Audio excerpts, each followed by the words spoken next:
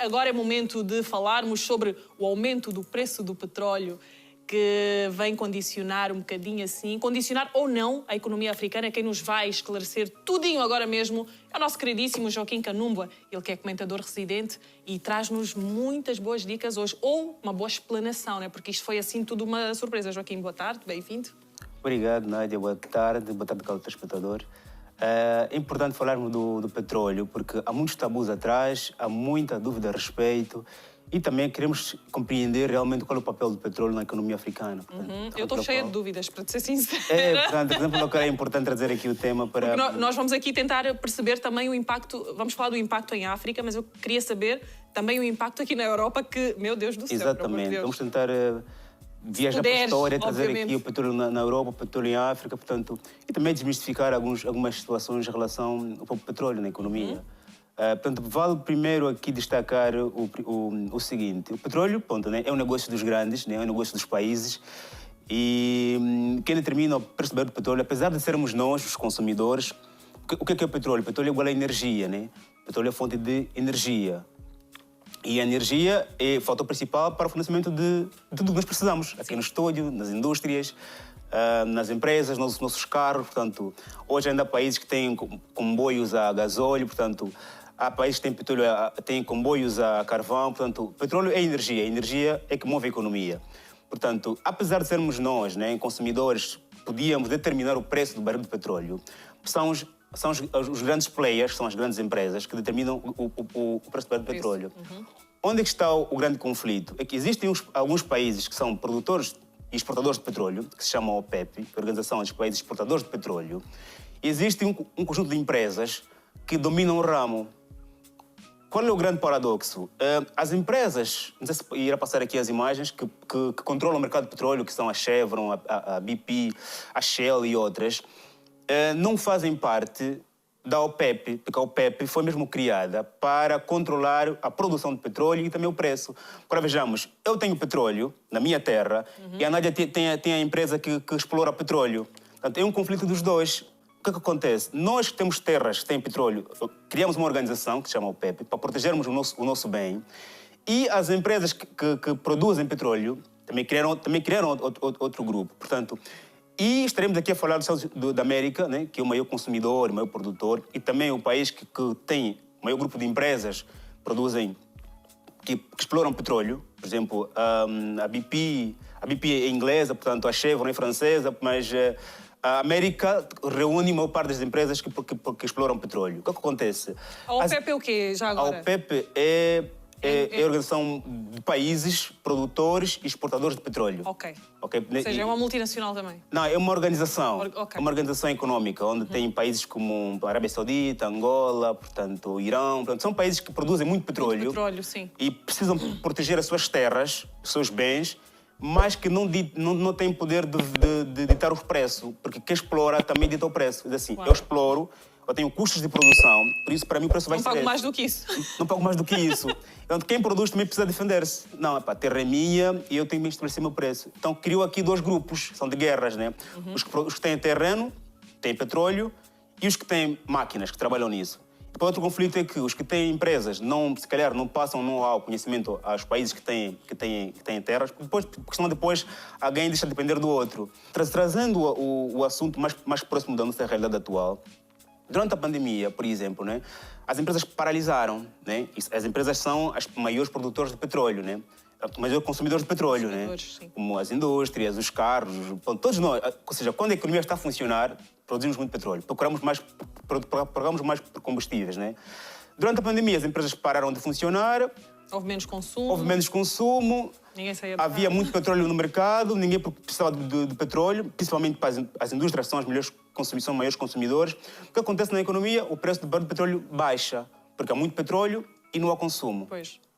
O preço foi baixando, tanto que quase atingiu se voltamos para 2014, quando o preço começou a reduzir... Quando foi o nosso boom, quando foi o nosso a nível boom, de Angola. O nosso boom aconteceu porque no mercado internacional as economias estavam a decidir viajar para as economias renováveis. Ou seja, Sim. Vamos deixar de utilizar agora o petróleo, vamos usar energia solar, energia eólica, energia hídrica, portanto, vamos deixar o petróleo. Razão pela qual também diminuiu a procura. Logo, o preço do barril de petróleo diminuiu. E a OPEP utilizou a sua ferramenta de controle de produção, ou seja, também tiveram que reduzir a produção. O que acontece hoje, 2021? O que também hoje é a crise energética na Europa, na América? As economias voltaram a funcionar. A pandemia, parece que nós hoje já esquecemos a pandemia, precisamos voltar à economia. Todas as empresas reabriram, os aeroportos reabriram, os aviões são maiores consumidores de petróleo. Aqui, quando falamos de petróleo, estamos a falar de gasolina, de gasóleo, de outros óleos, de seus derivados. As empresas voltaram à ribalta, logo a procura de petróleo aumentou. Aumentando por causa do petróleo, acontece concomitantemente com o inverno aqui na Europa. A Rússia, por exemplo, é um dos países mais frios. E a Rússia também, para além de ser o maior produtor de petróleo, é também o maior produtor de gás natural. Gás natural este, que alimentam o calor da Europa, o frio da Europa, digamos. O que acontece com a volta das empresas à economia? Portanto, a procura de petróleo aumentou. Quando a procura aumenta, o que acontece? O preço também começa a subir. Mas a OPEP, que é que eu citei há bocadinho, que controla a produção de petróleo, decidiu não aumentar a produção. Porque se aumentar a produção, porque a OPEP tem receio de que surjam outras variantes claro. da pandemia. Se surgir outra variante, o que vai acontecer? As empresas vão voltar a descansar. A economia vai parar a parar. Produção ali Exatamente. Parada. Vai voltar aquela mega produção, como a Nadia disse muito bem, e o preço vai continuar a deixar e as economias africanas e algumas europeias que dependem do petróleo também voltam à crise. A OPEP até hoje está a segurar a produção de petróleo, não quer aumentar a produção. As empresas precisam de petróleo, a América precisa, porque a América são maiores produtores do mundo, são também maiores consumidores, ou seja, o petróleo que eles produzem não chega para eles, precisam de outras economias. Claro. E a OPEP, onde a América não faz parte, porque a América quer sentir-se independente, não quer depender das regras de outros países. É mais o contrário, que dependam de mim se faz favor. Exatamente, dependam de mim se faz favor. Portanto, a América não faz parte da OPEP, está a pressionar a OPEP a aumentar a produção de petróleo para que o preço baixe. Por isso que hoje o preço do barril de petróleo está a 83.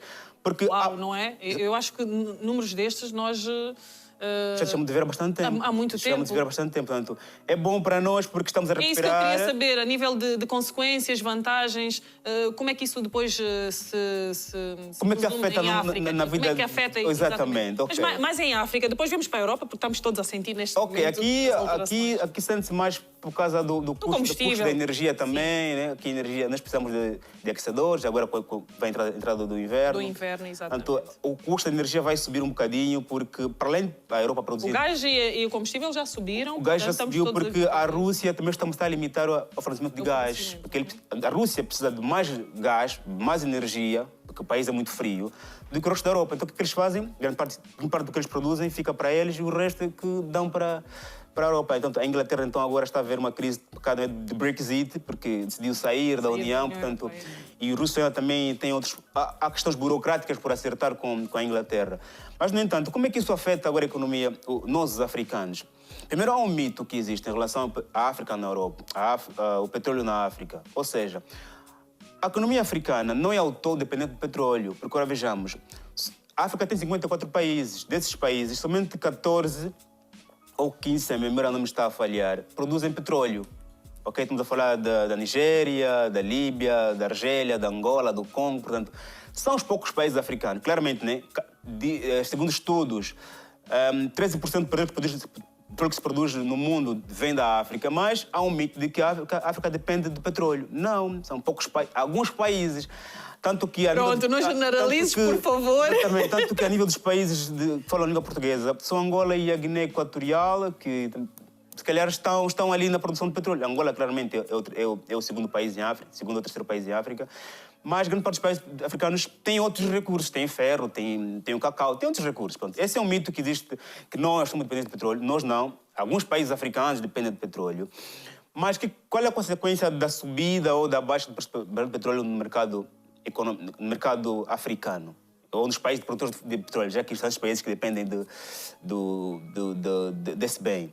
primeiro, quando o preço do petróleo sobe nas nossas economias, significa que vai entrar mais dinheiro nos nossos cofres. Nós, como disse no programa anterior, temos problemas de divisas, né? O petróleo é vendido em dólar, quanto mais o preço sobe, claramente mais dinheiro vai entrar, porque mais petróleo vamos vender a um preço muito alto. Portanto, a nossa balança de pagamento é favorecida, as nossas reservas líquidas internacionais são favorecidas e nós também conseguimos, com facilidade, comprar produtos de fora, né? Porque os bancos têm dólares, as ruas, né? Os quinglas, os comerciantes, todo mundo tem dólar. Todo mundo tem, sim. Tanto que algumas empresas petrolíferas passam a pagar salários já com dólar, porque há muito dólar na economia. Havendo dólar na economia, portanto, nós conseguimos facilmente importar produtos e a cesta básica, nossas economias baixam. Que é o que está a acontecer agora em Angola. Está a acontecer agora. A básica vai baixando em função da subida do preço do petróleo. Porquê? Então não tem nada a ver com a boa-fé, como se muito está a promover nas redes sociais. Não é boa-fé das empresas, nem muito menos dos comerciantes. Não vão por aí, não acreditem nessa boa-fé. É tudo o impacto a nível da economia do próprio país. Exatamente. Há também alguns mitos, claramente. Né? Quem sabe das coisas, às vezes, aproveita-se do conhecimento para mentir os outros. Né? Isso também é mau. Nós sabemos para partilhar o conhecimento, para esclarecer as coisas.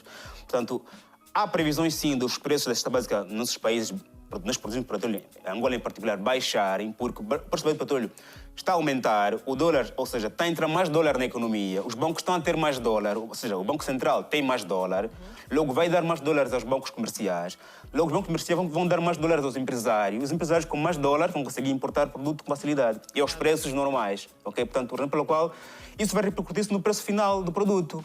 O que vai, daqui a...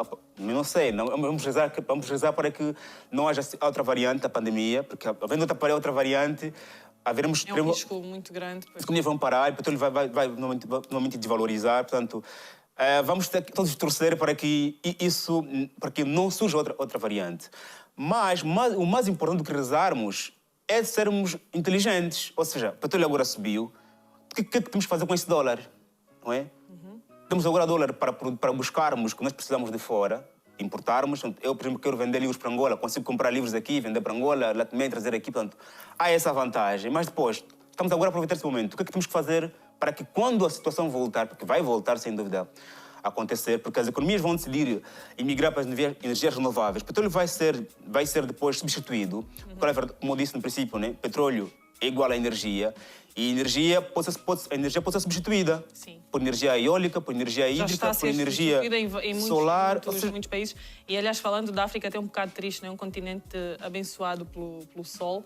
Sim, o ano inteiro. Vamos evitar, até porque nós produzimos também, temos as nossas barragens, mas mesmo assim vamos buscar a nossa eletricidade noutros países, assim como o próprio combustível, assim como, enfim, várias coisas que nós produzimos, vendemos aos outros e ainda vamos comprar destes outros países ou organizações. Joaquim, como é que a África se pode proteger dessa instabilidade? Não é? Porque, se formos a ver, é um historial que se repete ao longo dos anos. A questão do petróleo, então, é sempre uma tristeza e uma alegria, uma tristeza e uma alegria. Exatamente. Agora está tudo feliz. Uau, temos dólares. Será que é para todos? E como tu dizes, e muito bem, não é? É estável, veio para ficar? Não sabemos. Não é estável, não veio para ficar. E, para além desse nosso medo de o petróleo voltar a desvalorizar por causa da pandemia, por causa da migração, viagem para as energias renováveis, tem também questões geopolíticas, como embargos, por exemplo. Né? Há países que podem punir, a América tem o poder de punir o petróleo de Angola. Nós decidimos não mais importar o petróleo de Angola. A China tem o poder de punir, de embargar o petróleo de Angola. Ou seja, há questões também geopolíticas que podem surgir. Deixarem de nos comprar petróleo por vontades políticas também. Né? Há muitos riscos que se aproximam ali. Como é que temos de nos proteger em relação a isso? Ok, o mais importante eu acho que devemos analisar é o que é que nós ganhamos quando o petróleo ascende. Sim. Ganhamos mais divisas para comprarmos insumos. Por que é que nós precisamos comprar insumos fora? Vamos voltar para a questão da diversificação da economia. Nós é como se fôssemos uma cadeira com uma única perna. Partindo dessa perna não temos mais nada. Portanto, eu acho que o mais importante é olharmos para os nossos cérebros. Nós temos muitos cérebros. Treiná-los, de forma a conhecermos outras fontes de proteger a nossa economia. Porque o país é como se fosse uma empresa que tem que ter muitos produtos a vender. Porque se um produto deixar de ser comprado, tem produtos substitutos, né? E criamos mais produtos, né? Acho que fazemos como fazem outras economias, e reinvestir o excedente da produção na própria economia. Como? Temos hoje, por exemplo, as energias renováveis, também outra fonte de negócio. Por exemplo, temos a agricultura, fala-se muito, mas falamos sempre, mas nunca nada fazemos. Acho que se calhar vale continuar a bater nessa tecla também. Investimos em energias renováveis, formamos os nossos jovens a pensarem também coisas novas, porque há jovens que têm ideias brilhantes. A agricultura é do mais simples, não é? Nós temos... Lá está, somos abençoados também nesse aspecto. Temos tudo, temos o solo, temos a água da chuva, dos rios, temos... Nós vemos países que têm um nível de seca muito elevado, mesmo assim conseguem produzir e dinamizar bem a agricultura, vão estudar meios, vão estudar formas de... E nós que realmente temos nada a fazer. Essas soluções nós conhecemos, nossos governos conhecem, porque nós temos no governo economistas, temos ambientalistas, temos todos. Mas não têm feito nada. Tem programa, por causa que costumam ler os programas de desenvolvimento dos nossos países, temos programas de desenvolvimento, é que existem três... Estão aplicados? Question mark, ponto de interrogação, né? Não quero aqui avançar. Fala, Joaquim, deixa-os ouvir lá em casa, é importante. Nós sabemos que existem três tipos de instituições. Né? Os governos são formados por instituições extrativas, aquelas que existem para extrair os recursos para os seus bolsos. Tem governos que têm instituições sociais, aquelas que se preocupam em alimentar o cérebro das pessoas, as ambições das pessoas. Tem instituições que têm... Há países que têm instituições políticas, aquelas em que tudo é voltado à política. Portanto, nós sabemos que instituições nós temos. São extrativas, são sociais, são políticas. Porque cada instituição tem a sua própria ideologia. Se o país é constituído por instituições extrativas, claramente não vão resolver o nosso problema, porque estão a extrair o que é nosso, o que é de todos, para o bem de alguns. Sim. Sociais, extrair o que é de todos e dividir para a sociedade. Okay? Instituições políticas, é tudo em função da política, ou seja, aí já também surgem os lobbies, ou seja, surgem empresas para financiarem partidos políticos. Portanto, sabemos que instituições nós temos, reformá-las, transformar e mudar, tirar algumas coisas e colocar outras. Isso depende da população, depende dos próprios governos. Há um êxodo na economia africana de reformas políticas, vão surgir... Acredito que irão surgir novas forças políticas nas nossas economias, porque também a África está cansada dessa governação desgovernada, acredito. Porque, é preciso promover a renovação. Todos sabem as soluções, todos conhecem, mas alguns não querem fazer o que tem que ser feito. Vejo, que é um problema gravíssimo. Mas agora indo um bocadinho para a questão aqui do combustível, tu tens notado, né? Ultimamente também temos tido vários problemas, inclusive com os transportes públicos, as greves. Eu acredito que também tem-se aproveitado um bocadinho desta situação, já que as pessoas estão um bocadinho revoltadas com a questão do aumento do combustível. Vamos então, se calhar, apertar um bocadinho aqui também no transporte, porque o povo insatisfeito, o povo faz confusão. E quando é em massa, conseguimos ter alguma atenção. É o que eu digo. Nádia, a política é um jogo de cérebros. As pessoas que estão na política são pessoas muito inteligentes. Okay? Assim como também os que estão nas grandes empresas são pessoas muito inteligentes. Então estás a dizer que daqui a pouco vais para a política? Eu não sou inteligente. Eu sou uma pessoa que... Joaquim, estás a ser modesto. Não, sou uma pessoa que simplesmente lê. Já veste como doutor e tudo, daqui a pouco... Mas eu vi com os teus óculos, não é? Eu leio os ambientes e consigo perceber quem está por detrás está a fazer o que quer fazer. Há aqui, por exemplo, em Portugal, a subida do preço dos combustíveis, né? E também há um subsídio aos combustíveis aqui em Portugal. A população reclama, mas se formos a ler, fala-se de uma redução de 10 cêntimos, penso, que é pouco para nós, enquanto consumidores, mas que é muito para o cofre do Estado. Okay? Portanto, 10 cêntimos, se nós multiplicamos por 9 milhões de habitantes que tem em Portugal, é muito dinheiro que sai do cofre do Estado. Até precisamos fazer essa leitura inteligente. Okay? Mas, claramente, né?